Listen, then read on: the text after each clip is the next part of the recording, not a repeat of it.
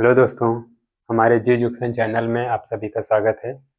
तो मैंने आप लोगों को पिछले बार की स्थिति में मैं क्या पढ़ाया था, आप लोगों को पौधों में पोषण बताया था। तो आज मैं आप लोगों को बताऊंगा जंतुओं में पोषण क्या होता है। तो जंतुओं में जो पोषण होती है वो किस प्रकार से होता है, इसके बारे में, प्लस जो जंतुओं के पोषण होते हैं इनकी जो अवस्थाएं होती है, वो कितने अवस्थाओं में जो जंतुओं की पोषण होती है वो पूर्ण होती है, इस चीज़ों के बारे में मैं बताऊंगा आप लोगों को। तो हमारे जी एजुकेशन चैनल में आप सभी जुड़े रहें और ध्यान दें अच्छे से। ठीक, तो मैं अब टॉपिक की ओर चलता हूँ, जंतुओं में पोषण। तो जंतुओं में जो पोषण होती है, जंतुओं की पोषण की परिभाषा सबसे पहले तो हमको जानना है कि जंतु पोषण होता क्या है। तो जंतुओं में जो पोषण होती है वो जीवों के द्वारा भोजन ग्रहण करने और पचाने की क्रिया को ही क्या कहते हैं, पोषण कहते हैं। तो हमारा परिभाषा क्या बोलता है कि जीवों के द्वारा भोजन ग्रहण करने और पचाने की क्रिया, मतलब जो भोजन होता है उसको ग्रहण करना मतलब खाना, किस तरीके से हम क्या कर सकते हैं, उसको ग्रहण करेंगे, खा लेंगे, खाएंगे, तो ये होता है ग्रहण प्लस पचाने। अब खाने के लिए तो हम खा लिए, ग्रहण तो कर लिए, लेकिन उस चीजों को क्या करना है, पचाना भी तो जरूरी है। जब तक पचेगा नहीं तब तक वो हमारे बॉडी के लिए उपयोगी नहीं होगा। तो जब पाचन क्रिया उस पर होगी तभी तो वो भोजन हमारे लिए क्या होगा, फायदेमंद होगा और हमारा शरीर क्या करेगा, वृद्धि करेगा। तो हमारा जो बॉडी होता है वो हमको वृद्धि के लिए, हम अपने आसपास देखते हैं कि ये एक प्रकार के जीव जंतु, ये सारी चीजें होती हैं, सभी क्या होते हैं, बढ़ते रहते हैं। कुछ समय के पश्चात उसको देखोगे तो वो जीव क्या हो जाता है, बढ़ जाता है। हम लोग दूसरे दूर क्यों जाएंगे, हम अपने इंसानों को ही देखते हैं, अपने भाई बहन या रिश्तेदारों में जो बच्चे लोग होते हैं उनको ही देखते हैं। हम लोग छोटे में देखे रहते हैं, एक आध साल बाद उनके घर में जाएंगे तो देखते हैं कि वो बच्चा क्या हो गया रहता है, बड़ा हो गया रहता है, मतलब उनमें क्या हो रही है, वृद्धि हो रही। तो ये सारी चीजें किनके द्वारा होता है, ये जो भोजन होती है, पोषण की प्रक्रिया जो होती है, इन्हीं के माध्यम से क्या करते हैं, जो भोजन करते हैं तो वो पाचन क्रिया होती है। तो पाचन क्रियाओं के माध्यम से फिर जो प्रोटीन, वसा, कार्बोहाइड्रेट सारी चीजें मिलती है तो क्या करते हैं, वो वृद्धि का कारण बनते हैं।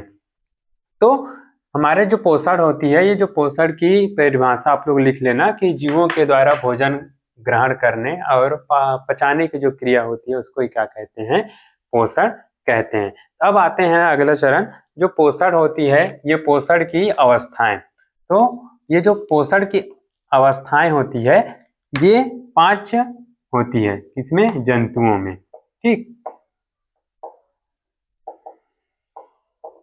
जंतुओं में जो पोषण की अवस्थाएं होती है वो कितने चरणों की होती है, 5 अवस्थाएं होती है। ठीक, ये कितने अवस्था में होती है, 5 अवस्थाओं में होती है। ठीक, तो वो जो 5 अवस्थाएं हैं वो कौन कौन सी है, तो सबसे पहला होता है अवस्थाएं, वो कहता है अंतर्ग्रहण। क्या होता है, सबसे जो पहला अवस्थाएं होती है वो कौन सी अवस्थाएं होती है, अंतर्ग्रहण होता है। तो अंतर्ग्रहण जो होता है, अंतर्ग्रहण को अंग्रेजी में क्या कहते हैं,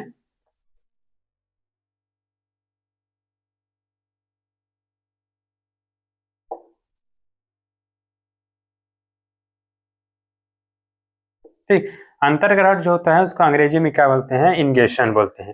तो इंगेशन जो होता है, अंतर्ग्रहण जो होता है, ये अंतर्ग्रहण एक्चुअली होता क्या है, जो जंतुओं द्वारा, ठीक, ये क्या है, जो जंतुओं द्वारा भोजन ग्रहण करने की जो प्रक्रिया होती है। तो जंतु जो कई एक प्रकार से, अलग अलग प्रकार से भोजन ग्रहण करते हैं। तो ये जो जंतुओं के द्वारा जो भोजन को ग्रहण करने की क्रिया होती है उसको ही क्या बोलते हैं, अंतर्ग्रहण कहते हैं या इंगेशन कहते हैं। तो इसमें जो जंतु होते हैं वो अलग अलग प्रकार से भोजन को ग्रहण करते हैं। जैसे कि हम उच्च श्रेणी के जंतुओं में आते हैं, निम्न श्रेणी, उच्च श्रेणी, दो श्रेणी में जंतु जो होते हैं। जैसे कि उच्च श्रेणी के जंतु क्या होते हैं, बाह्य पोषण करते हैं, जैसे कि खाना को क्या करते हैं, हाथ से लेते हैं, उसके पश्चात में हम मुंह तक लेके जाते हैं, है कि नहीं। तो गाय बैल जो होते हैं ये सारी चीजें भी क्या होती हैं, उन लोग भोजन को चरते हैं, उसके पश्चात में उन लोग क्या करते हैं, अपना पाचन की प्रक्रिया में वो लेके जाते हैं। तो वो क्या करते हैं, जो भोजन को ग्रहण करने की जो क्रिया होता है, मतलब उठा के खाना, ये जो कार्य हो रहा है ना, इसी को क्या कहेंगे हम लोग, अंतर्ग्रहण कहेंगे, ठीक, इंगेशन कहते हैं, ठीक। तो ये होता है अंतर्ग्रहण। जैसे कि यहाँ अमीबा दिख रहा होगा आप लोगों को, ये जो अमीबा है ये क्या करता है, एक कोशिकीय, ये सब क्या होते हैं, निम्न श्रेणी के जंतु में आते हैं, जो क्या करते हैं, ये क्या है, भोजन है, ठीक, ये क्या है, भोजन है। और ये क्या जो है, अमीबा है। तो अमीबा में क्या पाया जाता है, ये जो कूटपाद होता है, इन कूटपादों के माध्यम से क्या करता है, भोजन को वो ग्रहण करता है। यहाँ ये भोजन को, जब यहाँ पर भोजन आते हैं तो इसको, भोजन को यहाँ पर से अंदर में ले लेता है, और ये जो कूटपाद होते हैं ये क्या हो जाते हैं, बंद हो जाते हैं। तो यहाँ पर भोजन क्या हो जाता है, बंद हो जाता है। तो इस प्रकार से ये जो अमीबा होती हैं, ये अपना भोजन को क्या कर लेती है, भोजन को पूरी तरीके से ले लेते हैं, खा लेते हैं। इस प्रकार से इसकी एक कोशिका होने के कारण, ये एक ही कोशिका के माध्यम से इसकी सारी जो प्रक्रिया होती है वो क्या होता है, पूरी होती है। यहीं पर से एक और दिख रहा होगा बच्चों आप लोगों को, हाइड्रा। तो ये जो हाइड्रा होता है ये स्पर्श के द्वारा क्या करता है, भोजन बना लेते हैं। स्पर्श बोलने का मतलब होता है किसी के ऊपर टच हो जाना, ठीक। मान लो मैं इसके ऊपर अभी ऐसे, ये हाइड्रा है, मान लो ये क्या है, एक हाइड्रा है। अगर इसमें मैं टच कर लूंगा तो उसी में से क्या हो जाएगा, ये अपना भोजन को बना लेगा। चाहे उसको जितना भी भोजन मिले वो क्या कर लेता है, अगर उस पर कोई भी चीजें, कोई भी वस्तुएं उस पर टकराती है, तब की स्थिति में उससे जो स्पर्श हो गया, जैसे छुई हुई का पौधा हम देखते हैं, जिसको क्या करते हैं, छूने से वो क्या हो जाता है, बंद हो जाता है कि नहीं। तो इसमें भी कोई भी वस्तुएं क्या होगी, अगर टच होता है तब की स्थिति में ये क्या कर लेता है, अपना भोजन को बनाता है। तो ये सारी चीजें क्या होती है, निम्न श्रेणी की जंतु होती है, और एक कोशिकीय होता है। तो भोजन को ग्रहण करने की क्रिया ही क्या कहलाती है, अंतर्ग्रहण कहलाता है। अगर लिखना चाहोगे तो इसको लिख सकते हो, क्या, भोजन को ग्रहण करने, जंतुओं द्वारा भोजन को ग्रहण करने की जो क्रिया होती है वही क्या कहलाता है, अंतर्ग्रहण कहलाता है। तो ये हो गया अंतर्ग्रहण पहली अवस्थाएं। मैंने 5 अवस्थाएं बताए हैं, जंतुओं को भोजन की अवस्थाएं कितनी होती है, 5। तो पहला चीजें हैं अंतर्ग्रहण, जो जंतुओं द्वारा क्या होते हैं, भोजन को ग्रहण करने की जो क्रिया होती है वो क्या कहलाता है, अंतर्ग्रहण कहलाता है। दूसरी चीजें आती है हमारे पास, दूसरी चीजें आती है हमारे पास, क्या चीज, पाचन, ठीक। दूसरी चीजें क्या होती है, पाचन होता है। तो पाचन को क्या कहते हैं, डाइजेशन, ठीक। पाचन को अंग्रेजी में क्या कहते हैं, डाइजेशन कहते हैं। तो ये दूसरी अवस्थाएं होती है, क्या चीज, पाचन। तो ये पाचन होता क्या है, तो पाचन में क्या होता है, हम बहुत सारी चीजें खाते पीते हैं, है कि नहीं। खाना पीना है, जैसे कि कई एक सारी चीजें, आलू हो गया, साग सब्जी में बरबट्टी हो गया, आदि ऐसे बहुत सारे सब्जी, हम सेमी वगैरह क्या करते हैं, खाते रहते हैं। तो वो क्या होता है, जो जटिल पदार्थ होता है, तो जटिल अघुलनशील पदार्थों को सरल घुलनशील पदार्थों में बदलने की जो क्रिया होगा वही क्या कहलाएगा, हमारा पाचन कहलाता है। कहने का मतलब जो होता है, जो जटिल अघुलनशील जो पदार्थ होते हैं,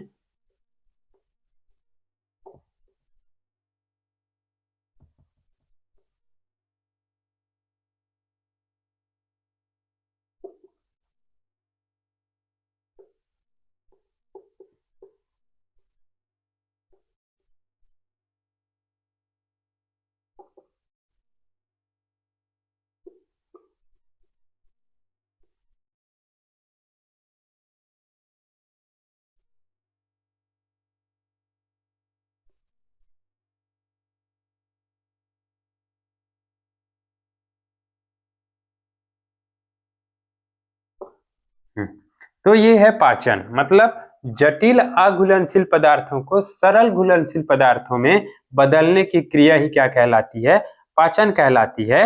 लिखना चाहोगे तो लिख सकते हो, ये बहुत ही सरल भाषा में है। तो पाचन, अब यहाँ पर क्वेश्चन उठता है कि ये जटिल अघुलनशील पदार्थ क्या है कि नहीं। जटिल अघुलनशील जो पदार्थ होते हैं उसको सरल घुलनशील पदार्थों में तो बदलने की क्रिया पाचन कहलाती है, लेकिन यहाँ पर से जो जटिल घुलनशील पदार्थ होते हैं, ये जटिल घुलनशील पदार्थ अब क्या चीज है। तो ये जो जटिल घुलनशील पदार्थ है, इसमें जैसे आता है प्रोटीन आ जाता है, वसा आ जाता है, कार्बोहाइड्रेट, ये सारी चीजें क्या होती है, जटिल अघुलनशील पदार्थ हैं। कैसे? अब इसको क्या करते हैं हम, उन पदार्थों को, मान लो फल है, सेब है एक, ठीक ना, फल है, वो फल कौन सा है, सेब है। तो अगर सेब में हम क्या करते हैं, उसको खाते हैं, तो सेब को खाएंगे तो सेब अब क्या चीज है, हमारे पास प्रोटीन है। तो जब उसको हम चबाएंगे, है कि नहीं, चबाने की जो प्रक्रिया होती है, खाएंगे चबाएंगे, तो चबाने पे वो क्या हो जाएगा, छोटे छोटे टुकड़ों में टूटेगा, है कि नहीं। तो वो क्या हो जाएगा, ये सरल घुलनशील, मतलब हमारी जो निगलने आहार नाल जो होती है कि नहीं, आहार नाल जो होती है उसमें क्या कर सकता है, ये आसानी से जा सकता है जब वो छोटे छोटे टुकड़ों में जाएगा। तो उसी को बोला गया है कि ये जो जटिल अघुलनशील पदार्थ होते हैं वो किसमें, सरल जो घुलनशील पदार्थ होते हैं उस पे क्या होना चाहिए, इसको बदलना चाहिए। और वो जो बदलने की प्रक्रिया होगी वही क्या कहलाएगा, पाचन कहलाएगा। ठीक बच्चों, समझ में आया। अब तीसरी चीजें आती है, अब तीसरी चीजें जो आती है वो क्या चीज होती है, अवशोषण। ठीक, इसमें जो तीसरी चीजें होती है, तीसरी अवस्थाएं जो है, वो तीसरी अवस्थाएं कौन सी है, अवशोषण।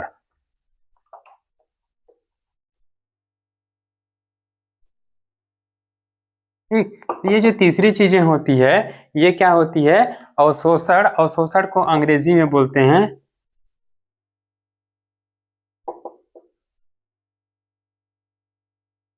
एब्जॉर्प्शन। ठीक, तो तीसरी चीजें अवशोषण जो होती है। अब ये अवशोषण होता क्या है, तो आहार नाल जो होती है, ठीक, अवशोषण जो होती है, अवशोषण होना मतलब अवशोषित होना। जैसे एक रुई होता है कि नहीं, कॉटन देखे होगे, रुई देखे होगे, अगर पानी है वहां पर उसको रख दोगे तो वो क्या कर लेता है, सोख लेता है, अवशोषित कर लेता है, क्या चीज को, पानी को। ठीक उसी प्रकार ये अवशोषण जो होता है, हम जो भोजन खाते हैं, है कि नहीं, जो जटिल घुलनशील अघुलनशील जो पदार्थ होती है उसको सरल घुलनशील पदार्थों में जब हम चबा के बदलते रहते हैं, तब की स्थिति में क्या होता है, जो आहार नाल में, जो आहार नाल होती है उसमें जो पचता है कि नहीं, ये जो आहार नाल होती है हमारी, आहार नली, इसमें क्या होगा, जो पचित भोजन जो होते हैं, ठीक, पचित भोजन के जो अणु होते हैं उसका विसरित हो जाना, है कि नहीं, विसरित होना, और विसरित होकर जो रक्त होता है हमारे बॉडी में, और रक्त में जो पहुंचने की क्रिया होती है, ठीक, वो क्या कहलाता है, अवशोषण कहलाते हैं। तो रक्त में पहुंचने की प्रक्रिया, हमारी ये जो आहार नाल होती है, आहार नाल हमारे अमाशय यहाँ पर क्या होता है, जाती है कि नहीं। तो भोजन को हम खाते हैं, खाने के पश्चात वो जब पाचन की प्रक्रिया में अब शुरू हो गया ना, भोजन जैसे ही मुंह पे हम डाले, मुंह में जैसे ही हम लेके गए, मतलब वहां पर हमारे लार उससे क्या होना, मिलना शुरू हो जाता है, और वो वहां से पाचन क्या हो जाती है, प्रक्रिया शुरू हो जाती है। तो पाचन के बाद क्या आता है, अवशोषण होती है। तो वो जो अवशोषित होना मतलब चबा चबा के हम जो खाते हैं उसके बाद जाता है, तब की स्थिति में जो हमारे रक्त प्रक्रिया जहाँ चलती रहती है वहां पर जाके क्या होती है, ये भोजन जाती है, तब की स्थिति में वहां जो रक्त के पास जैसे ही जाएगा, तब क्या करेगा, वो अवशोषित होने लगेगा। मतलब वो भोजन में जितने भी क्या रहेंगे, जो मोनोसैकेराइड्स, मतलब जो प्रोटीन वसा कार्बोहाइड्रेट होते हैं, वो छोटे छोटे टुकड़ों में टूट जाते हैं। अमीनो अम्ल हो गया, या वसा के छोटे छोटे टुकड़े हो गए, ठीक, मोनोसैकेराइड हो गया, ये सारी चीजों में क्या होने लगते हैं, वो अब छोटे छोटे में हो गए। तो वो सारी चीजें अब ब्लड में पहुंचता है जब, ठीक, ब्लड में पहुंचने के पश्चात वो आगे प्रोसेस जाता है, जो स्वांगीकरण कहलाता है। इसका अगला प्रोसेस में उसको बताता हूँ अभी। तो ये जो विसरित होकर जो रक्त में जहां पहुंचता है, जहां पर रक्त में पहुंचेगा, वो क्रिया क्या कहलाता है, अवशोषण कहलाता है। तो खून क्या करेगा, वो हमारे शरीर के सभी भागों में जाता आता रहता है। तो सभी भागों में जब जाता आता रहता है, तो वही तो लेके जाएगा ना, जितने भी यहाँ पर जो प्रोटीन है, जो वसा होते हैं, जो अमीनो अम्ल हो गया, मोनोसैकेराइड हो गए, ये सारी चीजें जो छोटे छोटे टुकड़ों में टूटे हुए हैं, उनको ले जाने का काम, मतलब वहां से जो हमारी पाचन का मसाय होती है, वहां के पास से खून क्या करेगा, अब वहां से लेना शुरू करेगा। ठीक, लेने की प्रक्रिया जो होती है वो क्या कहलाता है, अवशोषण होना। मैंने पहले बताया कि रुई जो होता है पानी को अवशोषित कर लेता है, ठीक उसी प्रकार पाचन की प्रक्रिया जहाँ पर समस्या होती है वहां पर क्या करता है, खून जो होता है, ब्लड जो होता है, हमारे शरीर में सभी भागों में जो बहती रहने प्रक्रिया है, वो परिसंचरण तंत्र के माध्यम से इसको क्या करने लगता है, अवशोषित करने लगता है। ठीक, तो वो कहलाता है अवशोषण। अगर लिखना चाहेंगे तो हम लिख सकते हैं कि आहार नाल में वो जो पचित भोजन के अणु होते हैं, पचित मतलब पचने वाली ना, पचने वाली जो भोजन के अणु होते हैं, वो अणुओं को क्या करते हैं, विसरित होकर रक्त में पहुंचाने की प्रक्रिया ही क्या कहलाती है, अवशोषण कहलाती है। ठीक, अब है नेक्स्ट पॉइंट आता है हमारा चौथा पॉइंट जो होता है, वो चौथा पॉइंट क्या होता है, स्वांगीकरण। ठीक, चौथा पॉइंट होता है स्वांगीकरण। ठीक, तो स्वांगीकरण मतलब समा जाना, है कि नहीं। स्वांगीकरण का मतलब होता है समाहित हो जाना। ठीक, किसी चीजों में क्या हो जाना, समाहित हो जाना। अब यहाँ पर देखो स्वांगीकरण, इसको अंग्रेजी में बोलते हैं एसिमिलेशन।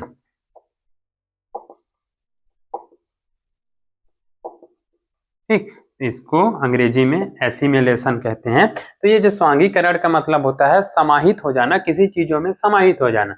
तो हमारे शरीर में एक जीव द्रव्य पाया जाता है, तो जो अवशोषण में क्या हो रहा था, पचित जो भोजन हो रहा था, वो क्या हो रहा था, जो पचे हुए भोजन हो रक्त में पहुंच रहा था।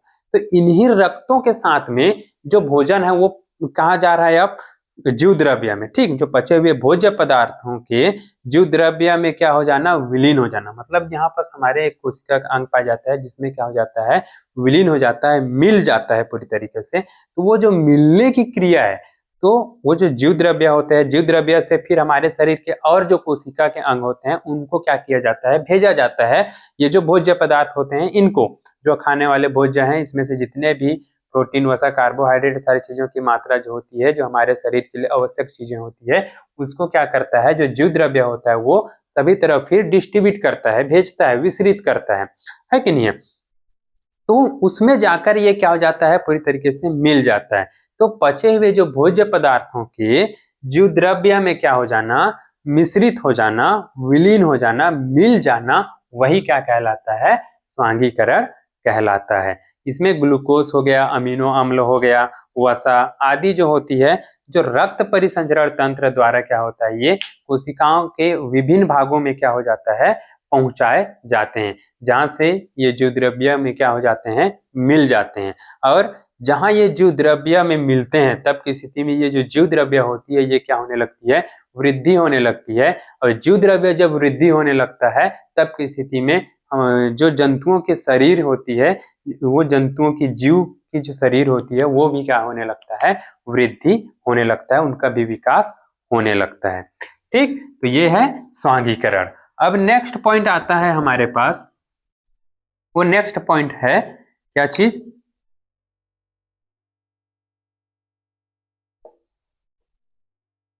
मल विसर्जन। ये पांचवा पॉइंट है।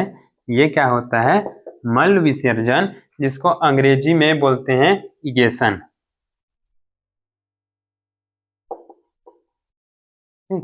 तो ये है मल विसर्जन। अब ये जो मल विसर्जन होता है, एक्चुअली ये मल विसर्जन हो, ये हमारे शरीर के लिए बहुत ही महत्वपूर्ण होता है।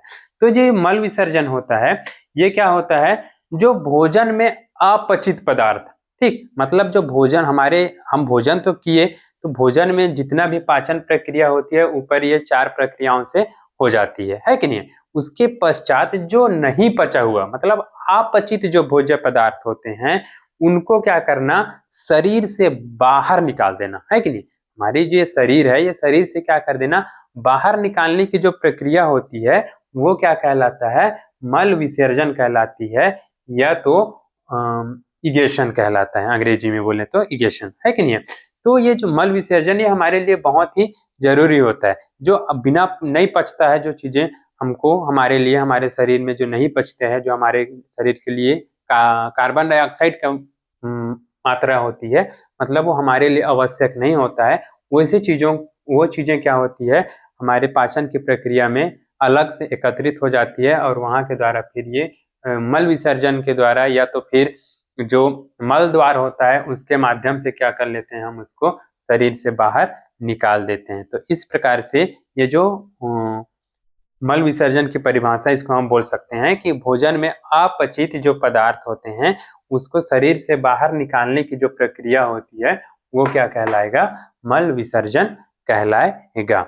तो आप सभी को समझ में आया होगा, जंतुओं में जो पोषण की प्रक्रियाएं होती है वो ये 5 प्रक्रियाओं के माध्यम से ही क्या होता है, जो पोषण की प्रक्रिया होती है वो पूरा होता है। तो सबसे पहला प्रक्रिया क्या था, अंतर्ग्रहण था। सेकंड में क्या है, पाचन। दूसरे में आता है तीसरे में आता है अवशोषण, और चौथे में क्या आती है, स्वांगीकरण, और पांचवें में होता है मल विसर्जन। ये पांचों चरण, पांचों अवस्थाएं जो होती है, इन्हीं के माध्यम से जो पाचन की जंतुओं में पोषण की प्रक्रिया है, ये पोषण की प्रक्रिया क्या होती है, पूर्ण होता है। तो मुझे उम्मीद है कि आप सभी को ये जंतुओं में जो पोषण होती है ये बहुत ही सरल शब्दों में मैंने बताया है, तो आप लोग को समझ में आया होगा। और बाकी नेक्स्ट वीडियो के लिए आप हमारे जी एजुकेशन चैनल में आप जुड़े रहें और नोटिफिकेशन बेल आइकन को दबाते रहें, ताकि आपको जो कुछ आप पढ़ाते हैं बहुत ही सरल शब्दों में वो आप तक क्या हो सके, तुरंत पहुंच सके। धन्यवाद।